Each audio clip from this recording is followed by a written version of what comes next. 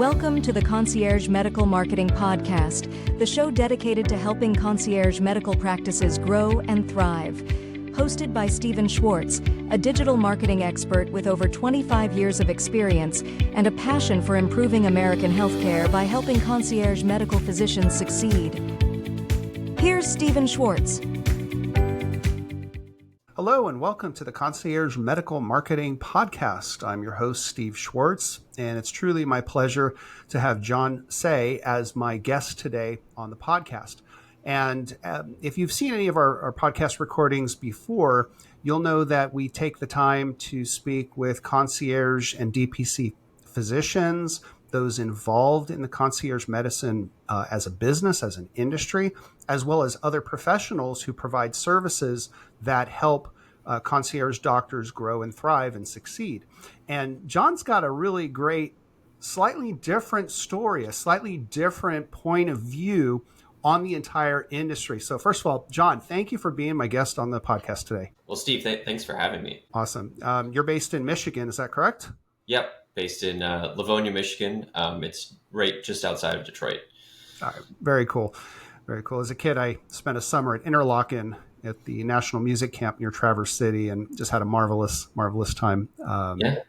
Back when I was doing more in music and arts and stuff like that. So, but anyways, getting on to our interview today, John, again, you've got a great story and it's a different point of view than my typical guests. And I'll just really quickly introduce you and then let you tell your story.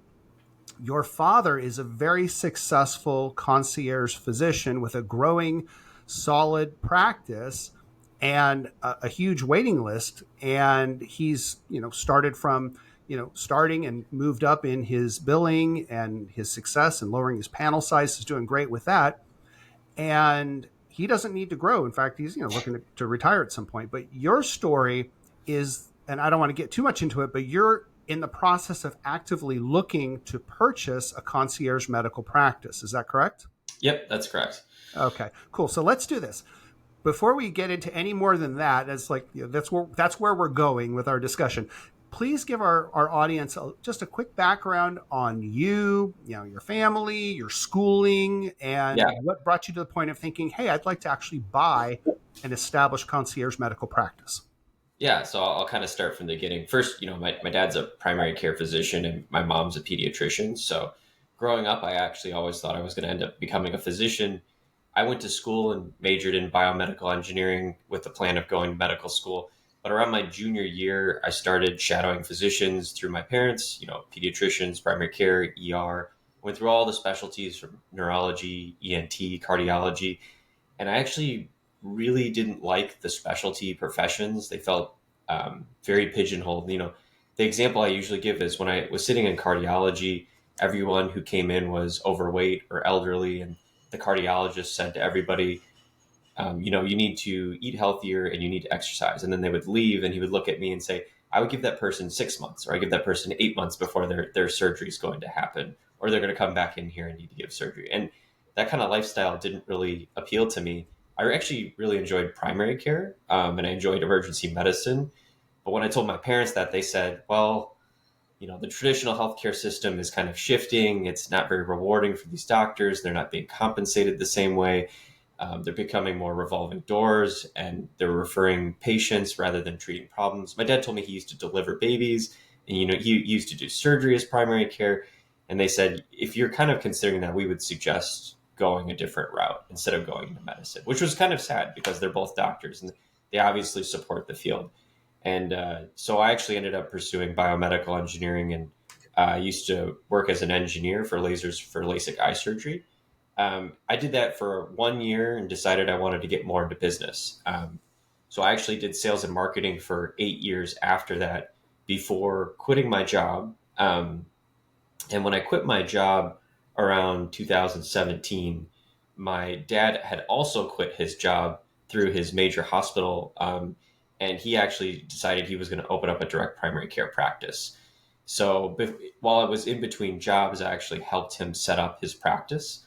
I helped him with things that he didn't understand as a physician, like QuickBooks and IT and EHRs. And since I was in sales, I helped with kind of the medical supplies procurement. And then I actually ended up going to business school right after helping him set up. So to be honest, I wasn't really thinking about working in medicine at that point, but I knew I wanted to do something entrepreneurial after kind of seeing what my dad was doing. So I just took every entrepreneurship class that I could find at, my school. And one of the classes was entrepreneurship through acquisition. And I actually thought this was a class about how I'm going to acquire businesses and kind of bring them into a business I was operating, or maybe how Google or Microsoft looks to acquire a business. But it's a class about how you as an individual can raise funding to look for a business that you would like to own and run and then acquire that business. And that really resonated with me. So that was kind of the first, my first eye-opening experience to entrepreneurship through acquisition. And then kind of just ran with that after I found out about it. Maybe I'll stop there to see where you want to take the conversation from that point in the story. Yeah, it's fascinating. I've really loved the idea of growing a business through, your own blood, sweat, and tears, and starting something from literally nothing. Let's make up a name, grab a domain name, create a logo, create a website, create a Facebook, create an Instagram. You can do this, and it certainly takes longer because you have to build momentum. Then there's the whole different method that you're talking about, is learning simply, how do I raise the funds? How do I select the right business? And then literally buy that business. And then from there, take it whichever direction you want to go. And I think it's fascinating. And so the direction I'm actually curious in hearing from you is this, and this is really for the physicians and practice owners who are listening to this podcast. What are you looking for as an entrepreneur in a concierge or DPC practice that you want to buy, so that the physicians and practice owners who are watching or listening to this podcast can build their practice in such a way to make it more desirable that at some point in the future, someone's likely going to want to buy their practice? Yeah. So there's some, probably quantitative and qualitative factors there. I think the first one is the obvious, is we look at the revenue and the EBITDA. Do I need to define EBITDA for? Please do. So it's earnings before interest, tax, depreciation, and amortization. So if you look at your net income at the bottom of your income statement, just add in your interest, tax, and depreciation, amortization, and you'll get EBITDA. So you're kind of adding back some value to your business. And really, myself and other buyers, what they're really looking for is they're just trying to see if this practice is big enough for an acquisition. Usually they're looking for EBITDA to be greater than 1 million. That's kind of probably the low floor. And then revenue is not as important, but what they are going to judge is the ratio between those two. And when I've seen for direct primary care, they're probably aiming for an EBITDA margin or, ratio of like 1 to 4. So they're looking for 25% EBITDA margins. And then for concierge, they're looking for something between 25% to 40% in terms of your EBITDA margins. Now, if you're not within those, I think the questions that they start asking, is it because you don't have a full panel size? Is it that your pricing is a little bit low right now? There's other factors that might explain the difference, and that's okay. But those are probably the first most important numbers that they're looking for. And then I think a third number that's really important and that they're all going to be looking for is what is your year-over-year annual growth? So they want to know your revenue. What has the change been for the last 3 to 5 years? And they want to know, has it been consistent? Have there been spikes in your revenue? Have there been downtrends in your revenue? A lot of people, especially in healthcare right now, are specifically going to ask for your 2020 and 2021, and they're going to ask how COVID affected your business. Any healthcare buyer wants to know how this business was affected by COVID. So those are probably the top 3 that are the most important. And then the one that follows quickly after that is what we call churn. So churn is the percentage of your customers that are leaving your business each year. And usually investors are looking for businesses that have 10% or less of churn. So if you've got greater than 10%, that's usually a red flag that there's something wrong with the product or something wrong with the business. So that's probably a very, very important metric for doctors to pay attention to. What items have you specifically seen in your efforts of researching a company to purchase have led to the most prominent churn issues? Yeah, I think, well, when you're early on in your practice, you just want any customer to come to your practice, right? Like you're just trying to survive. So I think there's going to be a lot of churn because you're just trying to attract any customer rather than maybe your target demographic customer. But I think as your patient base grows, you need to change your targeting if you're a concierge medicine practice to the specific individuals who will get the most value out of that.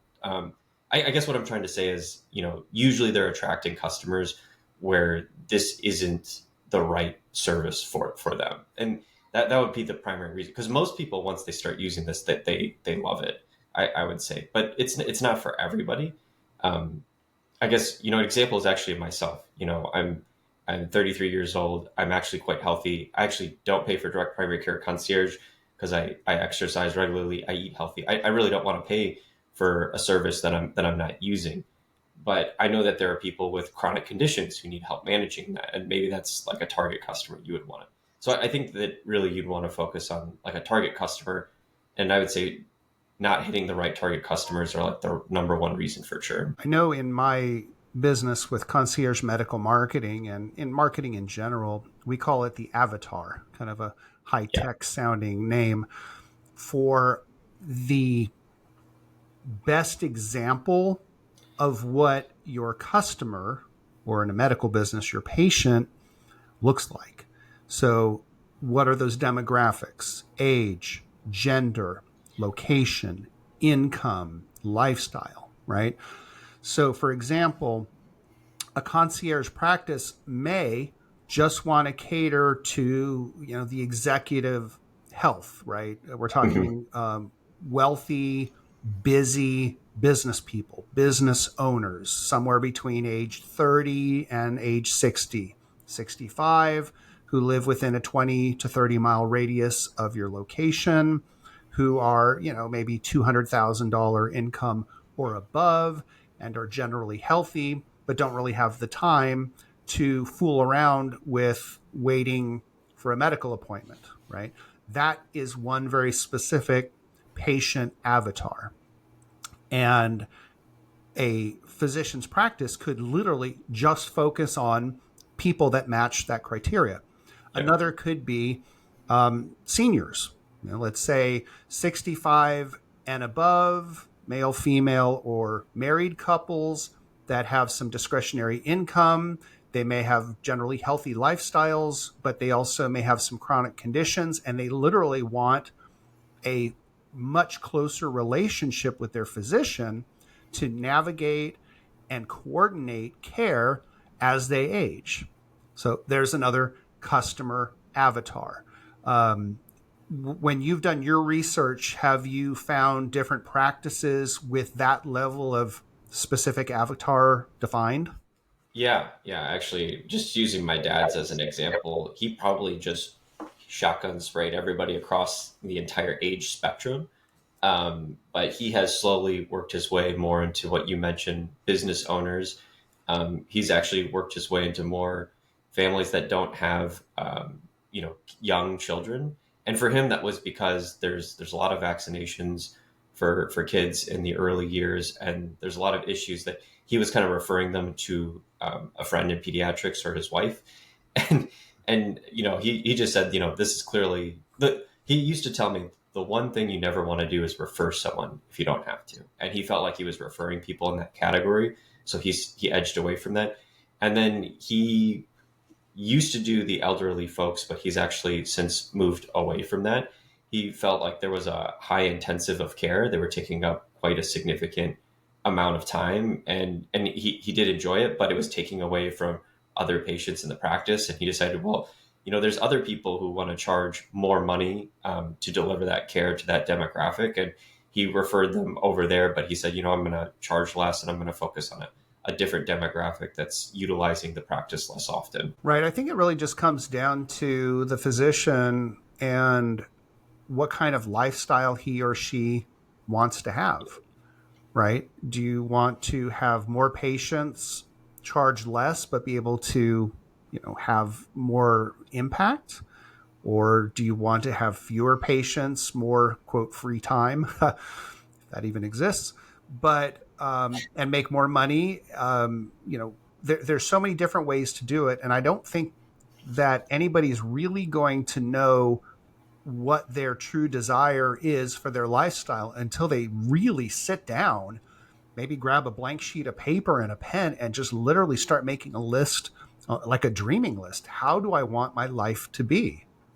How do I want to live my life when I'm not working? How long do I want to work before I want to retire, and travel, or, buy an RV, or, whatever it Yeah, may be. You have to write that stuff down to get there. Go ahead. I was just going to say, I think what you said is extremely important because a lot of doctors go into direct primary care, concierge medicine, they fill their panel size, and then I think they have to ask themselves this question. Do I want to grow? Do I want to hire another physician or hire another nurse, bring on more patients, or do I want to continue with my current lifestyle? And in the case of my dad, which I think is totally fine, he said, I actually want to see less patients. I'm approaching he's in his late 60s and he would kind of want to work more towards retirement. He didn't want to take on more responsibility. So he has decided to kind of remain a small practice. And I think that that's totally fine. And there's a lot of physicians who would enjoy that lifestyle. And then there are people who say, I want to build something great. I want to share this with more people throughout the world. I think that this can change the healthcare system. And that's great too. But I think that's a huge decision to make. And I don't think people should be pressured one way or another. I think that you just need to ask what's right for you. What I will say from my perspective as a buyer is usually it has to be someone working more towards building a bigger practice. We kind of have to see that movement to think about it as an acquisition. If you're just building kind of a small cottage business, then we probably wouldn't look to acquire it. The main reason probably being is you probably want to retire and we'd have to replace you as a physician. That could be very difficult or detrimental to the business. And the business size is very small, and usually a buyer would want to start with something larger. So with one physician, it's kind of hard to get to the size that we would look for. Right. Obviously, if the primary physician is the only physician and they leave, you're paying them to buy the business, and then you're paying another physician to do the work that the vacating physician did. And assuming those patients were going to stay, and they may say, well, my relationship was with Dr. Smith, I'm not that interested in Dr. Jones, right? So when you have a practice with multiple physicians and the owner wants to leave, the remaining couple of physicians continue on as is, right? Yeah. So that makes really good sense. One thing I'll just mention, in Concierge Medical Marketing, our marketing company, we have 3 different programs that we offer to our physician clients. And the first is transition, where physicians want to transition from a traditional insurance-based practice to a concierge practice. How do you do the marketing for that piece specifically? The second is growth. Those that have a concierge DPC practice and literally don't have the full panel that they want, how do we help them grow? So we have methods of doing that. But part of that one is, let's say your first physician at the practice is already full and you have 400 people on a wait list. Well, what makes really good sense, assuming the physician wants to grow, is let's talk about bringing on a second physician. And here's 400 people, many of which would likely sign up with the practice, and you'd have a full panel pretty much instantly. So, that's another method of growth. And then obviously, when physician number 2 is full and you start building the wait list again, maybe it's time to talk about physician 3. And that's where you get to a point where at some point you may have a $5 million or $10 million business buyout, and the physicians can, buy their boat and travel the world. The third and final program that we offer is related to nurturing existing patient panels, right? You want to stay in touch with them with marketing and with outreach and whatnot. So those are the things that we offer. I'm just curious, is like seeing different practices that you've considered, or at least researching for consideration of buying. You've probably seen these at different levels, right? Yeah. And from your point of view, for what your goals are, you're telling me that you're most interested in a practice that has more than one physician. Yeah. Maybe what, 3 to 5? Would that be safe? 3 to 5 is the target range of kind of what I'm looking for something to fall back on. Right. And then, like I said, I mentioned the EBITDA earlier. The reason why a lot of people are going to say it's hard to get to $1 million, but the reason that it's there is, there are always things that change, and there needs to be some cushion if there ends up being, maybe you have a large employer that leaves your practice. There needs to be some cushion for some mistake to occur. Otherwise, you could buy a business that sinks immediately. Well, and when it comes down to it, a concierge practice is a people business, right? Yeah.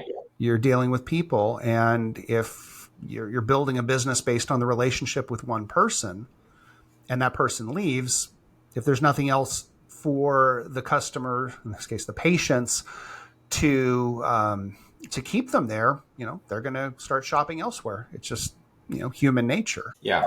It's actually one of my favorite parts of direct primary concierge medicine. If they don't like it, they can go somewhere else. And I hope there's another direct primary care concierge practice next door for an affordable price that they can go to. Exactly. One of the data points that I noticed a while back was that concierge medicine is approximately $6 billion industry as of 2023. And it's currently forecast to go to $13.5 billion by 2030. So in the next 5 years, more than doubling in size. And that literally blows my mind for that kind of growth. Something special is going on here, because businesses don't typically grow that fast, especially when you're in the $1 billion range. Yeah, I'm really curious about that. I feel like concierge has grown a lot more because it is the only available option, but direct primary care has been scaling quite quickly. I think in a lot of cases, it's more affordable and provides roughly the same service. And in some areas of the country, I've actually seen direct primary care actually taking market share away from concierge medicine. So I think there's going to need to be a larger differentiation between the two, because we call my dad's practice concierge medicine, but he doesn't take insurance. So some people would say he's still direct primary care, but he's charging $5,000 per patient per year. So he's clearly some form of concierge. And depending on who you are, now that DPC is available, some people might move in that direction. So I'd be very curious as to where this growth in concierge and DPC is going to go. I think both of them are only going to go up, but I'd be curious if it accelerates that fast for concierge. Yeah, we'll see. And when I say concierge, I'm referring to concierge and DPC as an industry. I think different people call the different types of practices same and different names, and there seems to be no official designation of, if you don't accept insurance, then it has to be called the DPC. And if you do accept insurance, then you have to be called concierge, even if you're not charging $5,000 per year. I think at some point we may find ourselves in a single phrase that encompasses cash pay businesses, whether you accept insurance or not. If you charge, quote, more, as a premium fee than your competitors, I have a feeling it's kind of going that way. But when it comes down to it, we're talking about the ability for a patient to have a closer relationship with their doctor, the ability to call or text their doctor more frequently, in many cases 24/7. And if someone wakes up in the morning and feels terrible, they can call their doctor and the doctor says, come on in, as opposed to, we're busy, go to an urgent care, or if it's very critical, go to the emergency room, call an ambulance.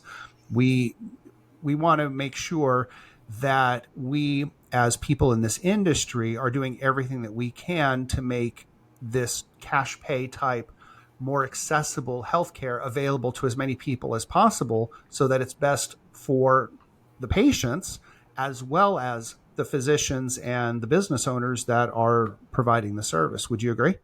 Yeah, I would definitely agree. I would also say that I wouldn't even worry about the classification between any of these right now. Like you said, it's cash pay. But I will say that, whoever ends up on top, is the one who gets to create the definition. So, you know, True.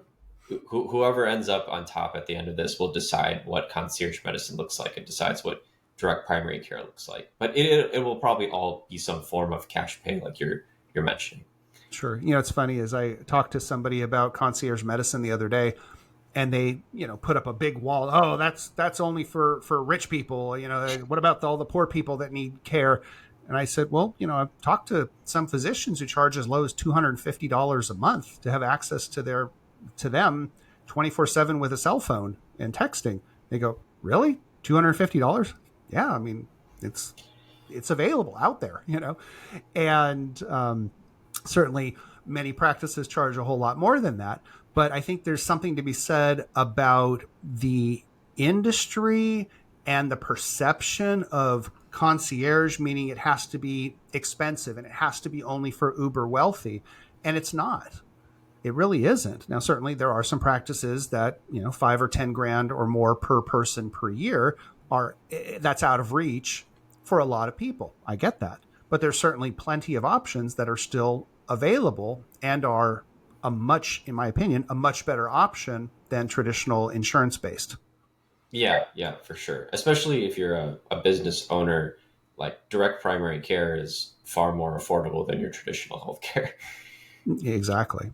Well, let's change our discussion just a little bit. In your opinion, what are the biggest challenges facing DPC and concierge practices today? And as an entrepreneur and business owner in the near future here, how do you plan on addressing those challenges? Yeah, I probably won't talk too much about concierge because I don't think there are many significant challenges. I think the biggest challenge is probably just getting started, but I think most concierge practices experience pretty moderate growth and they fill their panel size, and their biggest challenge is, do I keep hiring more doctors and keep growing, or do I stop where I'm at? But for direct primary care, I think their ideal customer profile is actually a business. They're looking for more employer contracts. And I think the biggest challenge right now is either one, getting the attention of business owners to utilize direct primary care for their employees, or two, getting their buy-in, even if they can get that attention. I think if you talk to a lot of direct primary care practices, those are their two biggest barriers right now, biggest challenges. Right. I think you were asking what to do about that, right? Sure, exactly. Yeah, I think, as we've kind of talked about, you need to start building an online presence. Like business owners are present on LinkedIn. So like you need to start building some LinkedIn messaging, and that can, be posting on different articles you read throughout the industry, promoting yourself. If you do a podcast or a webinar, I would also suggest going to a conference and doing a panel if you could, to post that. But you need to gain some credibility because, you're going to be doing some sort of direct outreach to these business owners. They'll read your email or they'll take your phone call. They're going to go to your LinkedIn. They're going to go to your website. And if they see a dead LinkedIn page and they're still pretty unsure because direct primary care is kind of an unknown quantity right now, to them at least, they might just say, okay, well, this doesn't really seem like it's that prevalent. I'm probably not going to buy into this. So you need to have some sort of established presence for when they do land there. And that's what I would do for awareness. As far as the buy-in, you could talk to Matt Ort from Don't Feed the Beast, or he does Self-Fund Health is his business. And he put together a conference where he brought together a large number of employers. I forget how many it was. I want to say it was something like 70 employers. He got them all in a room, and it was a huge educational session where he brought in, former insurance providers to explain how insurance worked. He brought in direct primary care providers to explain how they operate, how different cash paid imaging centers work. And it was a huge educational conference that they put on for employers. And I think also what was super important was he got current employers that are under their plans to show their data on their healthcare spend and show that their healthcare spend has gone down over the course of 6 or 7 years or maintained over 6 or 7 years. So they need to see real tangible examples. They need to hear from tangible people that this is being used today. I think that's very powerful for driving buy-in for business. Love it. I'm glad you brought up some of the marketing. Obviously, through Concierge Medical Marketing, that's our focus, is helping practices grow to the level that they wish and to nurture those existing patients through digital marketing techniques. So I totally agree with you that if you have a website that, let's say, what needs to happen, you need to have a professional website, looks good, easy to use, designed to convert, call to action buttons, a simple button in the top right corner with a phone number, as well as a button that says schedule a meet and greet with our physician, needs to be there. The website needs to be findable when people do a search on Google for concierge doctor near me, concierge practice near me, DPC office near me. These phrases that some people are typing into Google need to land on the physician's business website. And if it doesn't work, if it's not findable, then obviously you're missing out on a lot of opportunity there. And this is a way of marketing to people who are actively searching for a practice. Well, what if people don't even know that concierge medicine is a thing? They don't know it exists. They don't know anything about it. They're not going to be going to Google and searching on it, right? So that's where you need to do some outreach of marketing or advertising to a passive audience. For example, as we talked about, if your avatar is busy executives age 30 through 65 who live within 30 miles of your office and either own a business or a C-level employee of a company, then you can display ads to those specific people on Facebook, on Instagram, on LinkedIn, on YouTube, and on CNN and Fox News. All these different places on the internet are available for advertisers to put their message. And because these platforms know essentially an infinite amount of data about each of us, they know which ads will resonate with who we are. For example, an ad coming at me, early 50s, male, lives in this area of Florida, business owner. I'm going to see ads that a 65-year-old woman who lives in Alaska may not see, right? Mm-hmm. We're all different because of our who we are and our backgrounds and avatar details. So I'm glad you brought that up. But yeah, good website, findable, advertising, LinkedIn, digital ads. One of the things too that I think a lot of businesses know about but don't implement is the concept of retargeting ads. I like calling it reminder marketing. And just the idea when you go to a website and you look at a product, let's say you want to take the kids out on a kayak on the lake or the river near you. You look at kayak websites and then you leave and you go to dinner and you come back to the computer the next day. And then what do you see on the websites? Ads for the kayak, right? Yeah. A couple of years ago when this started happening, people were kind of freaky. It's like, oh my gosh, is Google looking down my shoulder? Is Big Brother watching me? All this kind of silly stuff. It's very simple technology. You showed interest in this case, let's say a kayak. So let's now show ads for that kayak on these different networks of websites that have space for advertisements. You show the same ad over and over again.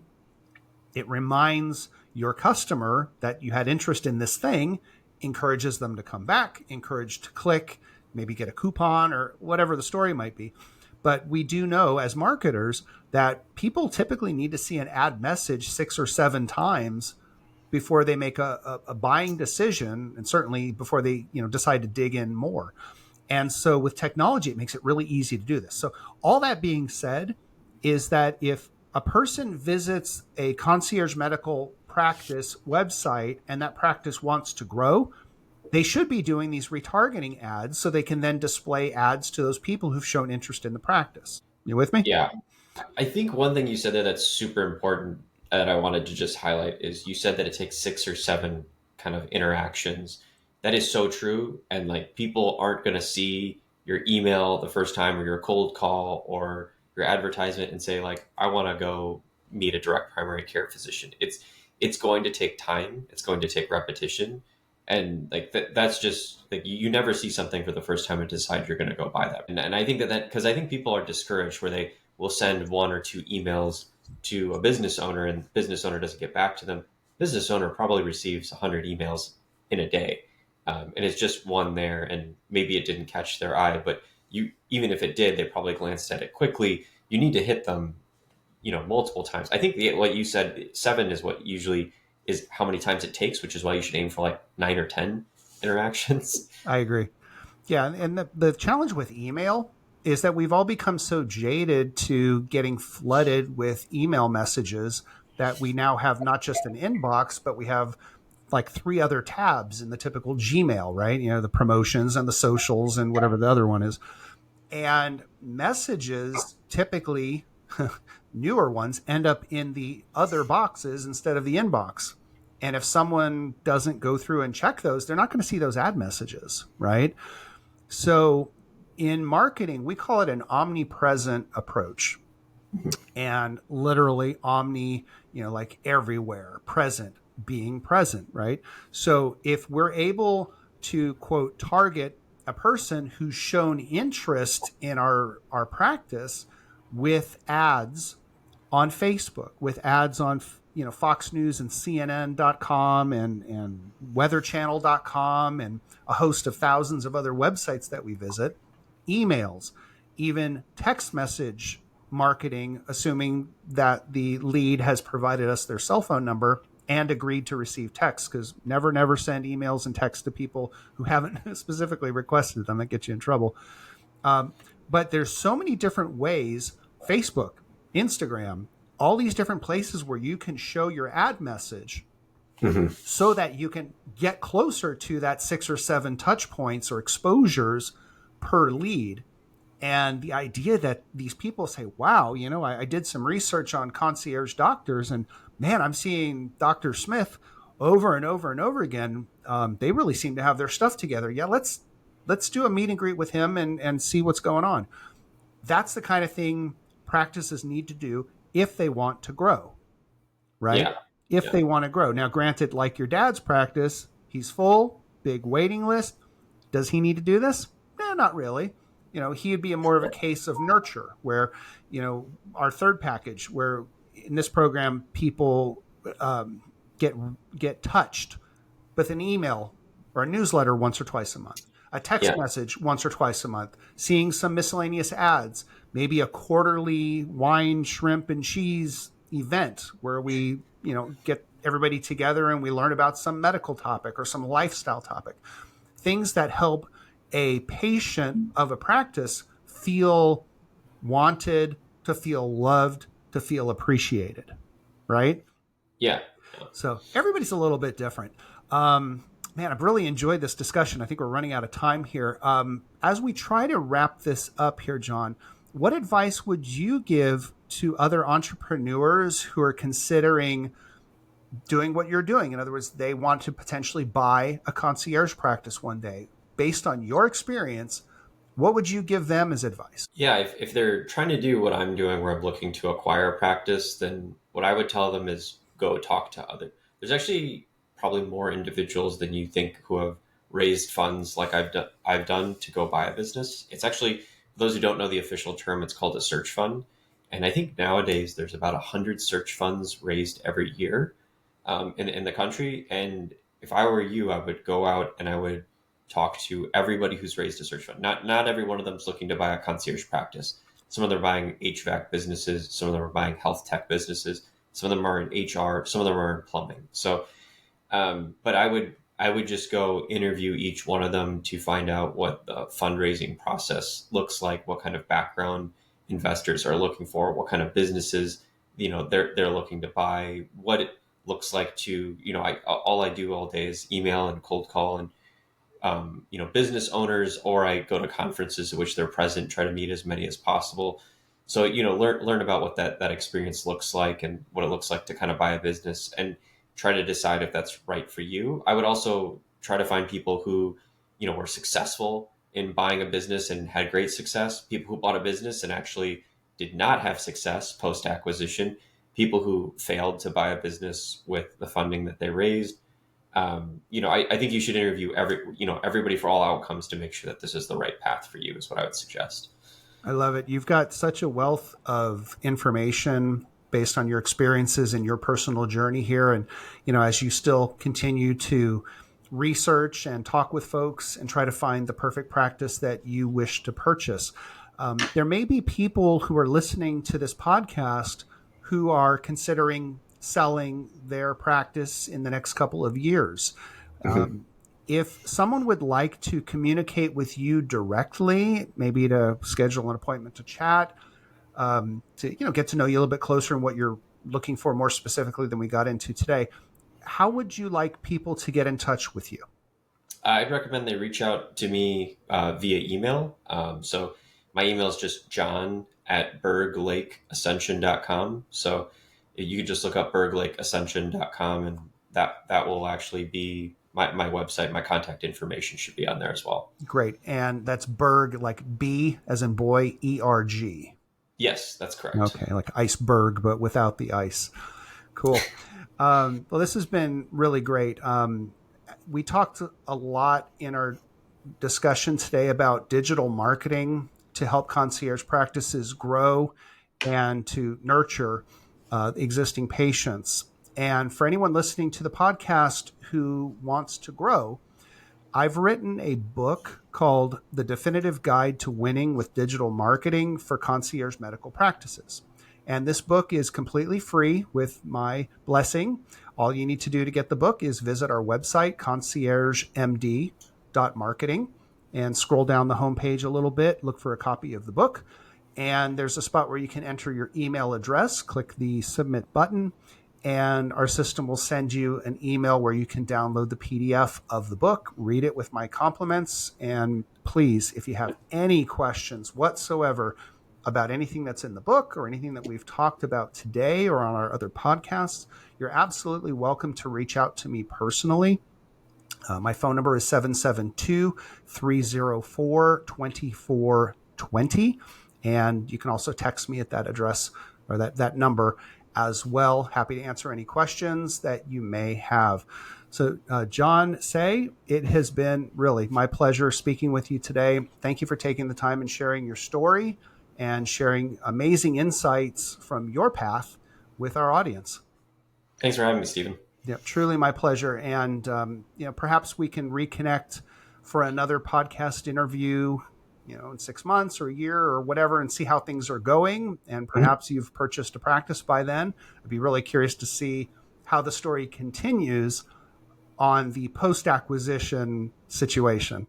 Absolutely. Very good. Hey, have a great day. For everyone listening to the Concierge Medical Marketing Podcast, we appreciate you. Have a great day, and see you next time. Thank you for tuning in to the Concierge Medical Marketing Podcast. Please subscribe and leave a review wherever you listen to podcasts, and stay connected with us on social media. To speak with Stephen Schwartz about growing your concierge medical practice, give him a call at 772-304-2420 or visit our website at conciergemd.marketing. We will see you next time.